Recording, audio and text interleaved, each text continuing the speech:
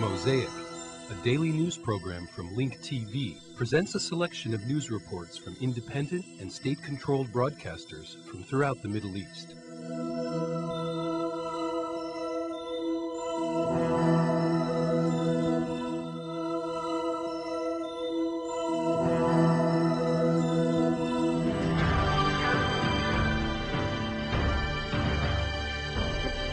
جناح تنظيم القاعدة في العراق الذي يتزعمه أبو مصعب الزرقاوي تبنى المسؤولية عن Al-Qaeda's faction in Iraq, led by Abu Musab al-Zarqawi, claimed responsibility for the terrorist attacks last night that targeted 3 hotels in Amman, killing 55 people and injuring 93 others, and scattering the body parts of unidentified individuals possibly belonging to those who carried out the operations. The claim for the responsibility was declared in a statement over the internet on a website usually used by this group. Yesterday's terrorist attacks are not the first of their kind attempted by Al-Qaeda's leader in the land of the two rivers, Abu Musab al-Zarqawi, targeting Jordanian soil, which has always sheltered him.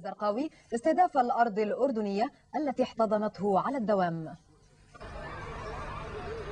هل ثمة علاقة بين المواقف القومية التي يقوم بها جلالة الملك عبد الله؟ Was Jordan targeted because of the positions taken by His Highness King Abdullah II concerning Iraq, in which he confirmed his support to the stability and unity of its land, something that Al-Qaeda considers in opposition to its terrorist activities in Iraq? Or is His Highness's leadership of the campaign that aims to clarify the picture of real Islam as a religion of moderation, balance and forgiveness the reason behind the attacks by Al-Qaeda? Because these descriptions of Islam expose the true identity of Al-Qaeda as a terrorist organization that has nothing to do with Islam. الذي اعتبر أن مثل هذه الصفات التي جسدتها رسالة عمان تكشف حقيقته كتنظيم إرهابي لا يمت إلى الإسلام بصلة. أسئلة ومسلمات تفرضها العمليات الإرهابية التي وقعت في عمان. These terrorist attacks that took place in Amman, claimed by Al-Qaeda in the land of two rivers, led by Abu Musab al-Zarqawi, raised several questions and assumptions. Yesterday's terrorist attacks are not the first of their kind attempted by Abu Musab al-Zarqawi targeting Jordan. In 2002, a Jordanian court sentenced al-Zarqawi to death in absentia after being accused of planning the assassination of the American diplomat Lawrence Foley. In 2004, a cell belonging to Al-Qaeda was arrested. It was preparing to carry out terrorist activities and admitted that Abu Musab al-Zarqawi planned the attacks and the targets. On August 19th of last year, Al-Qaeda claimed responsibility for firing 3 missiles in Al-Aqaba, which targeted a number of Jordanian sites. أعلن تنظيم القاعدة في العراق مسؤوليته عن إطلاق 3 صواريخ في العقبة استهدفت عدة مواقع أردنية. A closer look at the multiple operations that targeted innocent civilians reveals several implications. The first being an indication of a weakening of Al-Qaeda. After failing to hit any military or Jordanian security targets, they ejected their poison into civilian areas, which can never be targeted by any reasonable person. Second, it is an indication that Al-Qaeda is giving up its well-known reputation in the Muslim world during the Soviet occupation of Afghanistan, whereby it was a freedom fighter organization, and that has now transformed into a terrorist organization, whose goals are to weaken the security and stability of all societies. هدفه زعزعة أمن واستقرار المجتمعات كافة.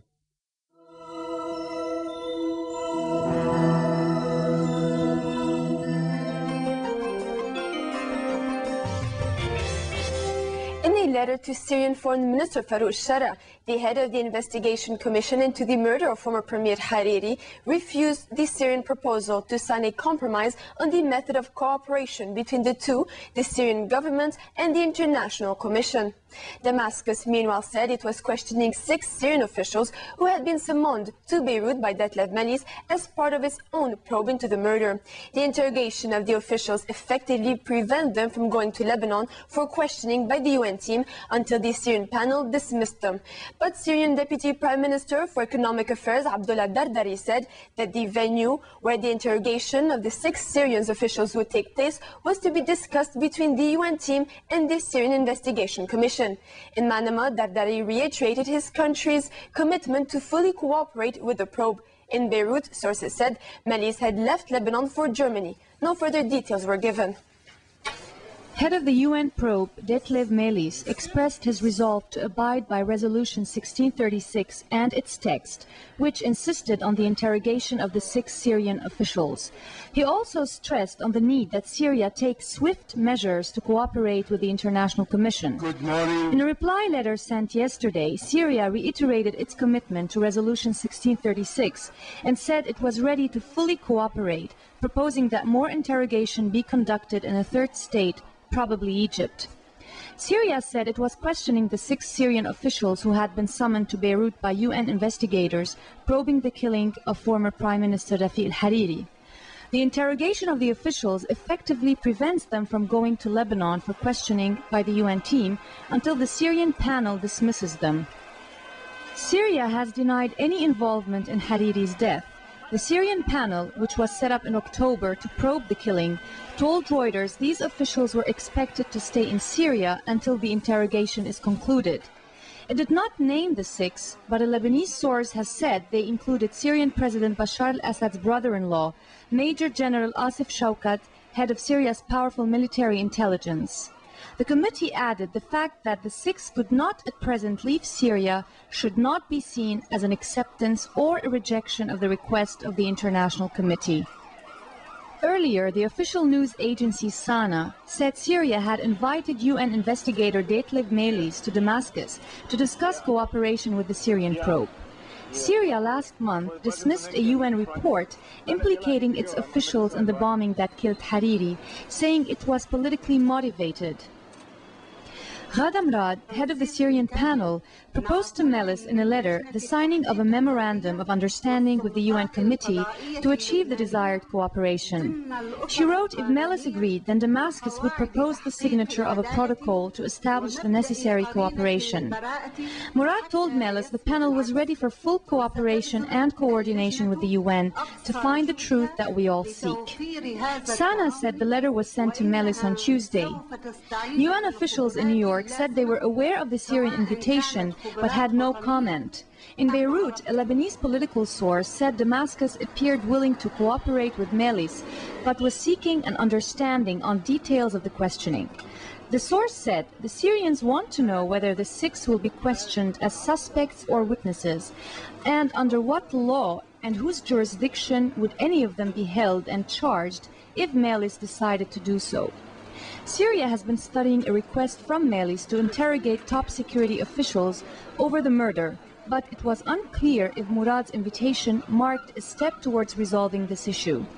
Lebanon signed a judicial protocol with the Commission in September, a move that paved the way for Beirut to arrest 4 Lebanese security chiefs in connection with the murder.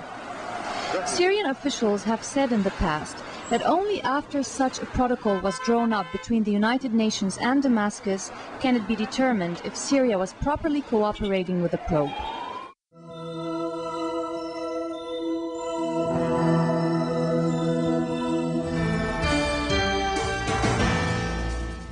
Peace be upon you. In a speech held as international pressures increase on Syria, the Syrian President Bashar al-Assad stressed that his country is innocent of the assassination of Lebanese Prime Minister Rafiq Hariri. He said that he will cooperate with the international investigation as long as it does not affect his country's security and stability. 2 important issues were addressed by Syrian President Bashar al-Assad in his speech at Damascus University: the pressure on Syria via the international investigation into the assassination of former Lebanese Prime Minister Rafiq Hariri and the situation in Iraq. On the first subject, Assad confirmed that the aim of the recent Lebanese elections is to strip the country of its Arab identity and draw it closer to Israel. Assad stressed that his country is innocent of the assassination of Hariri, responding to accusations made against Syria. They accuse Syria of killing Hariri, and at the same time they said Israel is innocent of the killing. It is as if they are saying that Hariri did not have good relations with Syria, but had good relations with Israel. This is wrong. So why are they implying treason? At one point, these groups insulted Hariri and accused him of treason, just so they can insult Syria and accuse it of treason. Now they are doing the opposite. The truth is that these people, or most of them, are blood merchants. Assad said Syria will cooperate with the international investigation as long as it does not impact the country's security and stability. He stressed that Syria wants to cooperate with the head of the investigation committee, Detlef Mehlis, despite the fact that he is convinced that Syria will remain a target under all circumstances and that any judgment of Syria's cooperation will be negative, no matter what it does. He held the head of the international investigation committee responsible for obstructing the cooperation by refusing all of Syria's suggestions. On the Iraq file, President Assad called for putting forth a timeline for the withdrawal of occupation forces from Iraq. He warned against what he called a big explosion, saying that the greatest danger that threatens Iraq is the changing of the country's identity, stripping it of its Arabness and dividing it. Assad called on Iraqi President Jalal Talabani and Prime Minister Ibrahim al-Jafari to overcome these baseless suspicions and visit Syria, confirming that he stands by Iraq with affection. He clarified that the Syrian delegation visited Baghdad to prepare for the first Foreign Minister Farouk Shara, but this mission failed because of the occupation forces. He confirmed that Iraq's Arab identity is not only an Iraqi matter, but also an Arab and regional issue, and all concerned countries, especially Iraq's neighbors, must help maintain this identity. He condemned the terrorist attacks taking place in Iraq. I say to the Iraqi people clearly that we condemn any terrorist act against any Iraqi citizen for any reason. We say to them that the life of every Iraqi citizen to us is like the life of every Syrian citizen. As we have in the past, we will continue to protect the life of these citizens, the dignity of these citizens, their honor and their stability, and all of their ambitions. Assad confirmed his determination to face international pressure and that he would not be the president that bows his head or the heads of his people to anyone, adding that today the region has two choices: resistance or chaos.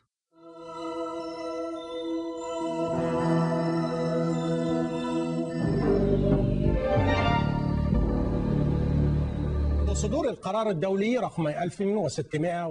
the passage of the UN Resolution 1636, which calls on Syria for complete and unconditional cooperation with the International Investigation Committee into the assassination of former Lebanese Prime Minister Rafiq Hariri, Syria has been facing many international challenges and demands. Damascus responded to these demands with more openness and created a judicial committee to cooperate with the international investigation team. Syria is also studying how to respond to Detlef Mehlis's request to interrogate Syrian officials in Lebanon.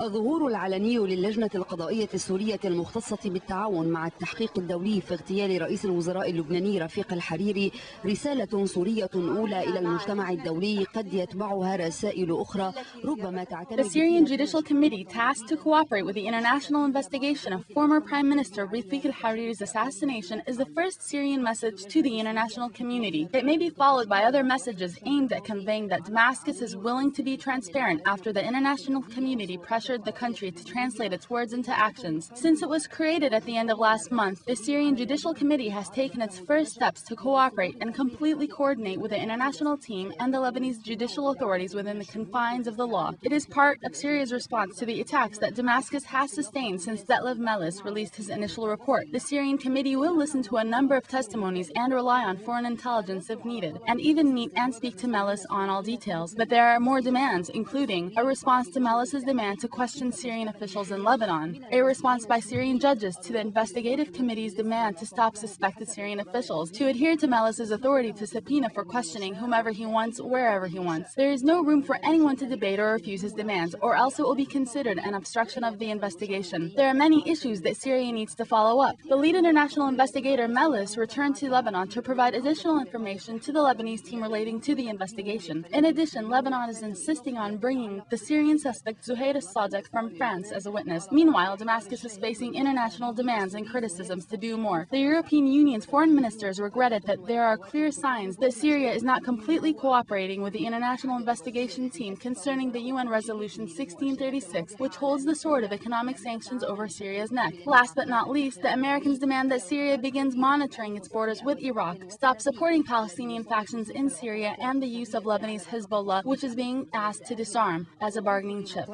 الأمريكية تبدأ بمراقبة الحدود مع العراق ولا تنتهي بعدم دعم الفصائل الفلسطينية في سوريا وعدم استخدام ورقة حزب الله اللبناني المطلوب نزع سلاحه.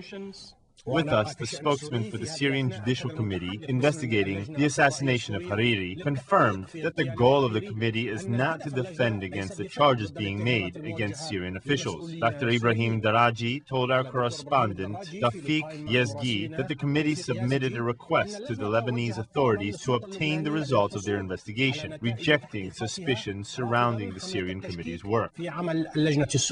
Dr. Ibrahim, do you believe that the Syrian Judicial Committee will succeed in responding to the many accusations that Syria was involved in the assassination of Rafiq Hariri at the political and security levels?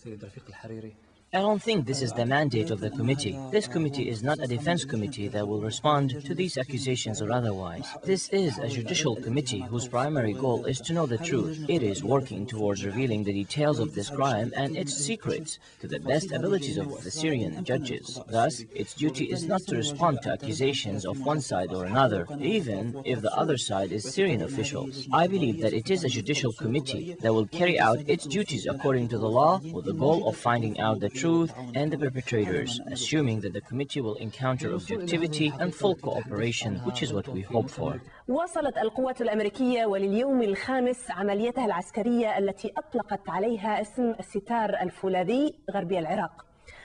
U.S. Operation Steel Curtain entered its 5th consecutive day in western Iraq. According to U.S. military sources, the American forces completed the main task of their operation in the town of Qusayba. However, they will keep their military presence and will continue to patrol the area in order to completely root out the insurgents. Armed groups continue to launch sporadic attacks in different parts of the country. In one incident, 7 Iraqi police officers were killed when their car came under fire. Armed men also shot to death a driver who worked for the Sudanese embassy in Baghdad, and they also killed an Egyptian photographer in the town of Biji.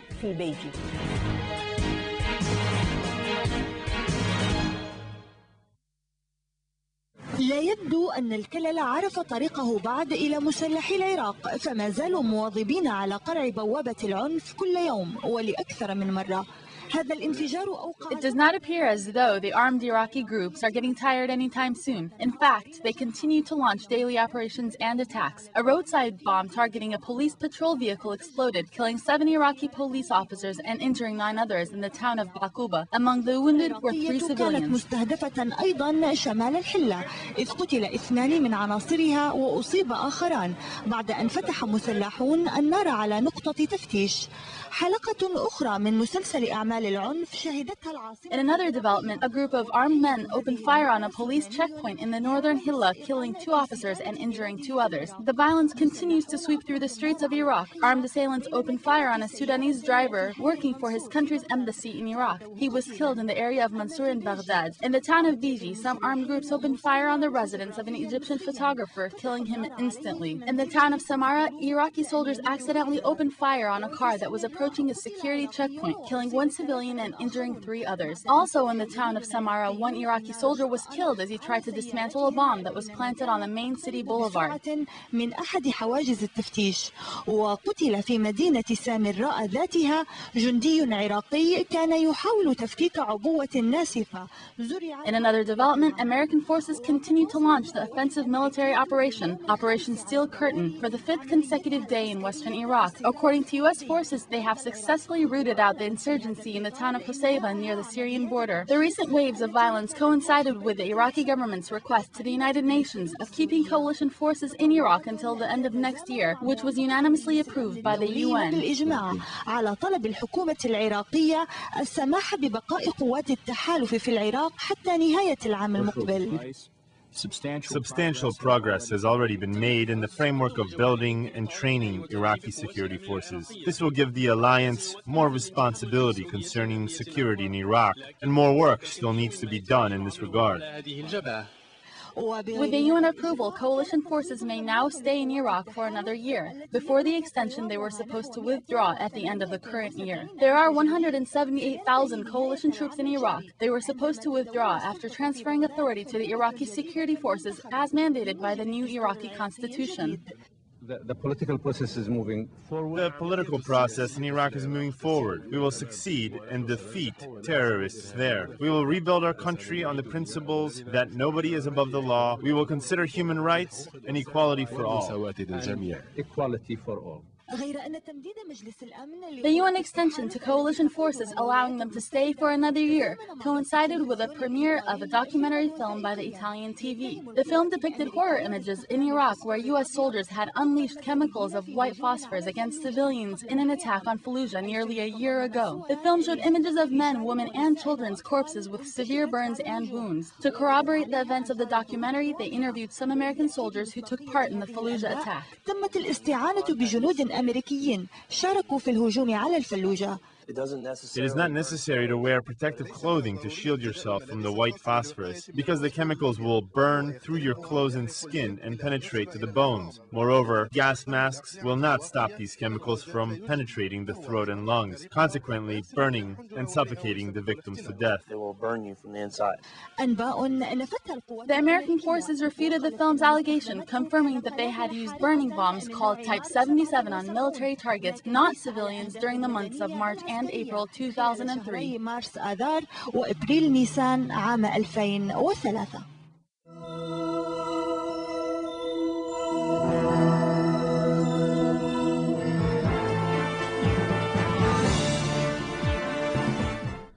السلام عليكم. أعمال الشغب تتواصل في فرنسا. Violence continues to sweep through the streets of France. Meanwhile, the French authorities are trying to contain the situation. Who is behind these waves of violence and unrest? Why did the French Interior Minister refer to the rioters as scum? Are certain groups trying to use these events to portray Muslims in a negative way?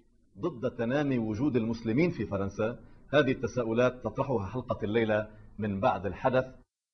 تتواصل أعمال الشغب للأسبوع الثاني على التوالي في بعض المدن الفرنسية وضواحي باريس العاصمة.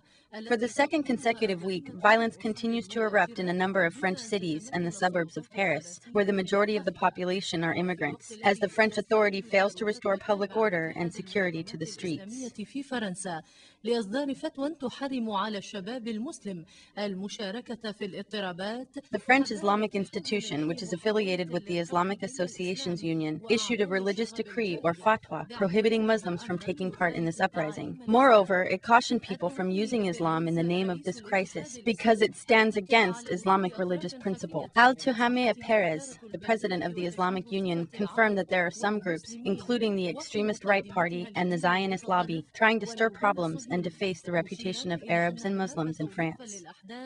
من قبل تلك الجهات التي لم يعجبها تنامي وجود المسلمين في فرنسا.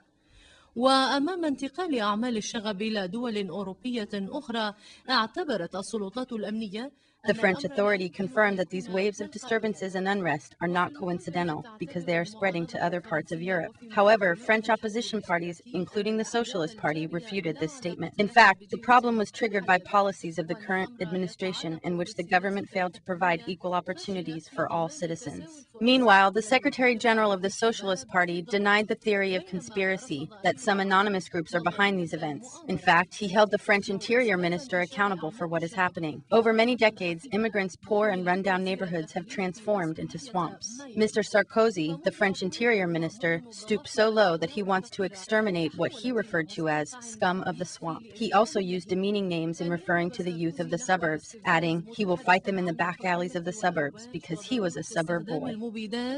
بكلام آخر، لم يفعل الوزير المرشح للرئاسة إلا مخاطبة الشبان والمراهقين باللغة الاستفزازية التي يتخاطبون بها. The minister's comments are blatantly racist and discriminatory. Immigrants' towns and neighborhoods are run down and poor. Their unemployment rate is skyrocketing, and they are facing a cultural and identity crisis. And now they have to deal with this current crisis that brings with it violence, disturbances, unrest, burglaries, vandalisms, and gang activity while they are living on the edge in poverty and distress. Because of these reasons, a riot erupts in France every now and then. But this current crisis is much bigger and more widespread than any previous riot.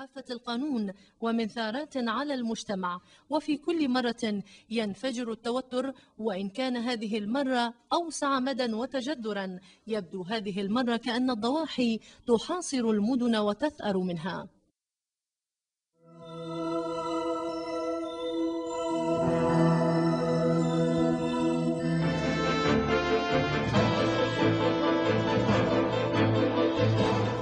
Shock and disbelief among the old guard of the Labour Party today, and jubilation among supporters of Amir Peretz, the newly elected chairman of the Labour Party and their candidate for Prime Minister. Peretz's first act this morning, following his surprise victory, was to drive up to Jerusalem and visit the gravesite of slain Prime Minister Yitzhak Rabin. With Knesset members Yuli Tamir and Ilana Cohen at his side, Peretz vowed to follow in Rabin's footsteps and not let peace die. One of the simple men in Israel, and I want that I come to work for the people in Israel, and I want to change many things in Israel. And please, wait a little bit, and you can see that I can make, the two things that I have to do, that to think about the peace, and what's very important, to think about the people. Joining us now from our Tel Aviv studio with details of the dramatic developments is in labor is IBA's Leah Zinder. Leah. Yes, Laura, what a political drama went on last night. Everybody, all the pollsters, all the pundits, and all of us thought that finally the 82-year-old Shimon Peres, the Nobel Peace Prize laureate, would break his lifelong losing streak in politics and beat the young, inexperienced Amir Peretz, a Labour leader, a firebrand, but it was not to be. At 6 o'clock this morning, Party Secretary Eitan Kabel made the official announcement. Amir Peretz won the election with just over 42% of the vote. Peres got close to 40%, and Benjamin Ben Eliezer just 16.8%. The winds of change are blowing in the Labour Party at gale force, Laura, and what they're saying in the Labour Party is that now they will concentrate more on ordinary day-to-day economic and social issues, not so much on the age-old problems of borders and of security, and they also hope that it will become a more inclusive party that will welcome new immigrants, the poor, the disadvantaged, people from the periphery, people like Amir Peretz himself. What's very interesting, of course, Shimon Peres himself is not accepting the results, the outcome of the election. He appealed for, in fact, for temporary injunction against announcing Amir Peretz's victory and was denied. Shimon Peres has still not called Amir Peretz to congratulate him, even though Amir Peretz stood up immediately after his victory was announced and appealed to Shimon Peres. He said, "I need you at my side," but so far silence from Shimon Peres. But Laura, the Labour Party has spoken. In the elections, of course, we will hear whether the rest of the country is ready to hear that call. Leah, does Peretz's election mean that the Sharon-led government will fall? Almost certainly, yes. In his victory speech, Amir Peretz said that he will keep his campaign promise and he will take Labour out of the government. Prime Minister Sharon called Amir Peretz to congratulate him. The two arranged to meet this Sunday following the cabinet meeting, and Amir Peretz makes it clear he wants Labour out of the government immediately. Of course, the senior Labour ministers in the government are not nearly as keen. They say, wait a minute, we will bring it to the party institutions, to the Labour Party Central Committee, and they will decide. And there should be an interesting battle beginning right there. But if Labour leaves the government, Sharon will have enormous trouble, first of all, in even passing the state budget. He cannot keep this government together anymore, and there will almost certainly be elections in the first half of next year. And then it will be interesting to see, will Shimon Peres run with Ariel Sharon in a new party? The whole political map may change next year, Laura. Leah Zinder in our Tel Aviv studio, thanks so much.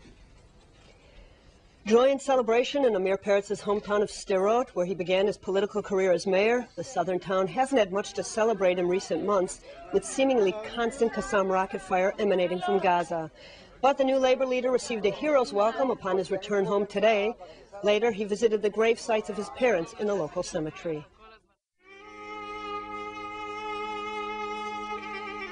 The views expressed on Mosaic are not those of Link TV or its sponsors, but of the broadcasters themselves. Mosaic is made possible by a grant from the John S. and James L. Knight Foundation, which promotes journalism excellence worldwide and invests in the vitality of 26 U.S. communities, and the William and Flora Hewlett Foundation. Additional support is provided by the Firedoll Foundation and Henry and Virgilia Dakin.